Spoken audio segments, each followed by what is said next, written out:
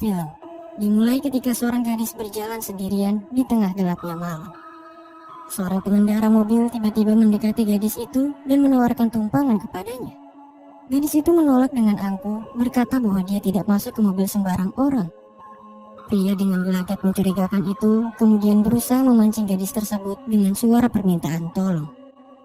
Gadis itu mendekat, sebelum akhirnya dia ditangkap dan menjadi korban kekejaman seorang psikopat berdarah dingin. Setelah merenggut nyawa korban, pria psikopat itu menghubungi polisi dan melaporkan kejadian tersebut, seolah-olah dia adalah saksi. Kemampuan beraktingnya sangat sempurna, sehingga polisi tidak curiga saat dia memfitnah orang untuk disalahkan atas kejadian tersebut. Pada akhirnya, pria itu kembali berkeliaran di tengah gelapnya malam, mencari orang-orang untuk dijadikan korban berikutnya. Di sisi lain, seorang gadis dengan disabilitas berusaha melakukan yang terbaik untuk pekerjaannya.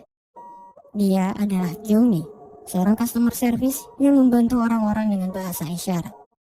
Dia tidak bisa mendengar dan berbicara. Beberapa orang ada yang peduli kepadanya, tapi ada juga yang memandang rendah. Walau begitu, Johnny tidak berkecil hati dan tetap percaya diri dengan segala bentuk kekurangannya. Sementara itu, seorang gadis remaja bernama Sojong berusaha mendapatkan izin dari kakaknya untuk pulang malam saat dia kencan. Mereka yatim piatu, dan jelas sang kakak hadir sebagai wali yang harus menjaganya.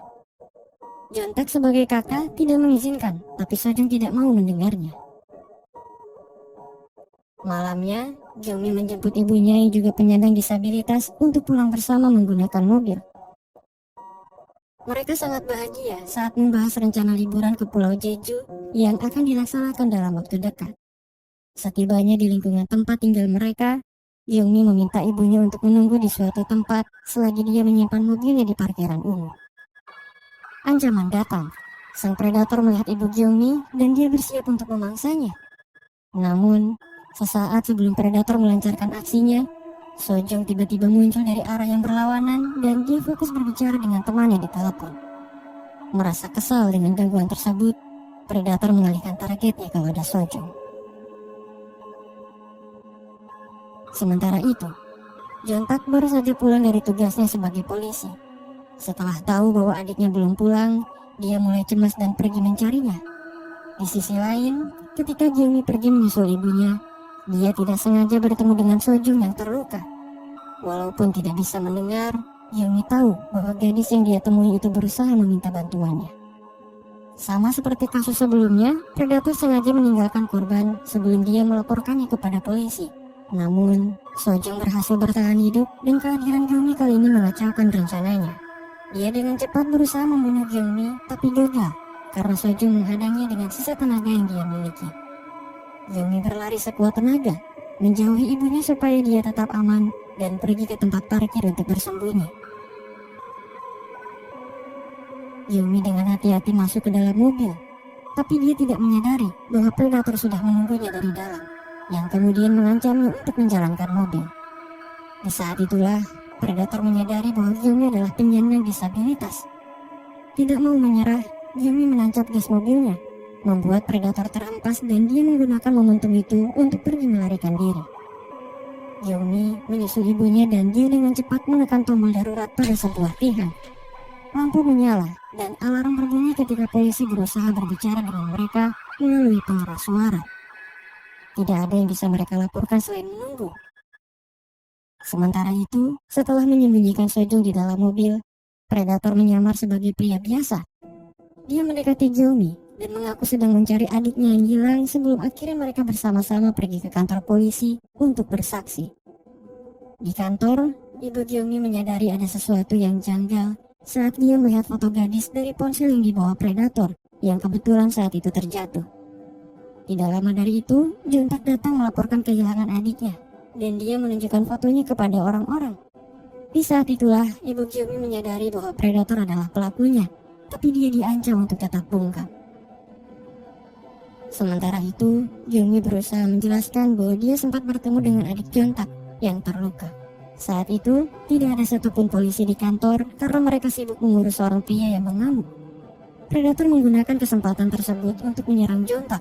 merasa bahwa dia tidak punya pilihan lain.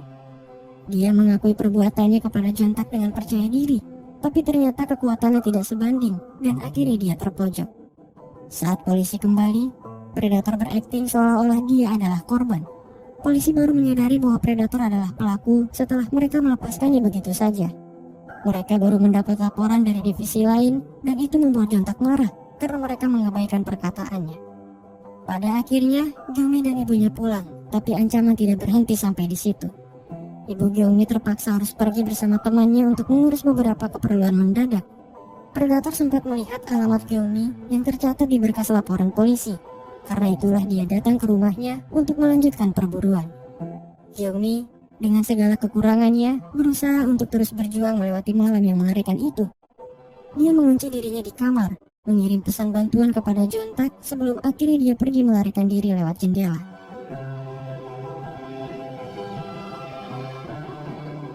Jontak datang membantu dan dia melihat Gyeongmi sedang dikejar oleh predator. Ketika Jontak berusaha membantu Gyeongmi yang terpojok, predator membuat tawaran di mana dia berjanji akan memberitahu lokasi Sojong jika Jontak melepaskannya. Dengan berat hati, Jontak mengutamakan keselamatan adiknya terlebih dahulu dan dia pergi meninggalkan Gyeongmi.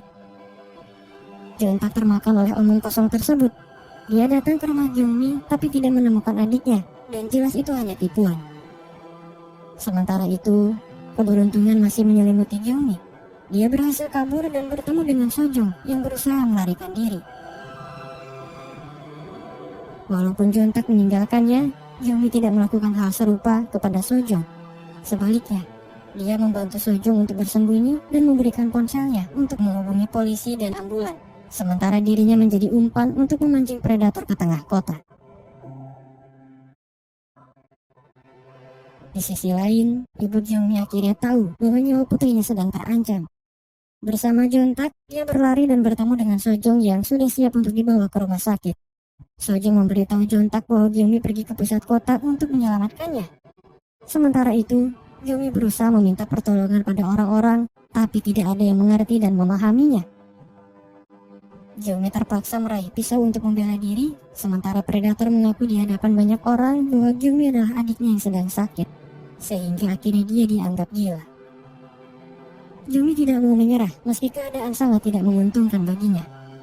Dia mencoba untuk kabur, tapi sekelompok tentara yang kebetulan ada di sana percaya dengan perkataan predator, sehingga akhirnya mereka menangkap Gyeongmi untuk diserahkan. Saat itu, tidak ada satupun orang yang menyadari bahwa Gyeongmi dalam bahaya. Dengan sedih, Gyeongmi berusaha menjelaskan bahwa dia tidak mau mati sebelum melakukan banyak hal bersama ibunya. Dia putus asa dan mengungkapkan semua impian masa depannya, berharap predator mau melepaskannya untuk kali ini, dan dia berjanji tidak akan melaporkannya.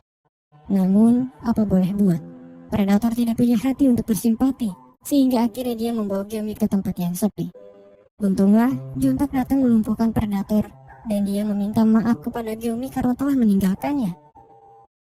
Jontak berusaha menjelaskan dengan gerak bibirnya bahwa adiknya sudah aman, tapi ibu Gyeongmi sedang mencarinya di tengah kota. Predator mendengar percakapan itu. Dia bangkit dan membalikkan keadaan ketika Jontak lengah, lalu pergi untuk mengalihkan targetnya kepada ibu Gyeongmi. Menyadari hal itu, Gyeongmi berlari sekuat tenaga untuk mencari ibunya. Dia membawa pisau predator yang terjatuh dan siap untuk melakukan apapun untuk menyelamatkan ibunya. Namun, di sisi lain ibu Gyeongmi bertemu dengan predator di tengah keramaian. Dia menangis dengan putus asa dan bertanya di mana putrinya. Predator sedikit memahami maksud perkataannya dan dia memancing ibu Gyeongmi untuk pergi ke tempat yang sepi. Dari kejauhan, Gyeongmi yang melihat ibunya sedang diperdaya oleh predator berlari. Gyeongmi tahu bahwa dia tidak bisa menyelesaikan masalahnya dengan ucapan, sehingga akhirnya dia memilih untuk bertindak. Dia dengan cepat berlari ke arah predator dan menusuk dirinya sendiri. Gyeongmi melakukan itu agar orang-orang di sekitar percaya bahwa dia adalah korban yang sebenarnya. Ketika polisi mulai berdatangan, predator yang terpojok melukai salah satu polisi yang berusaha menenangkannya. Merasa tidak ada jalan keluar, predator memilih untuk menyerang Gyeongmi, tapi polisi berhasil melumpuhkan kakinya. Itu tidak cukup. Predator terus memberontak sehingga akhirnya polisi terpaksa menghujani tubuhnya dengan peluru. Pada akhirnya, Gyeongmi dan ibunya berhasil melewati malam yang tragis itu.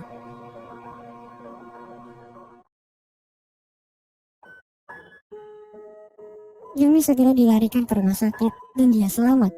Harapannya untuk menghabiskan waktu bersama sang ibu akhirnya terlaksanakan. Mereka juga berteman baik dengan Jontak dan adiknya yang nampaknya sudah mempelajari bahasa isyarat.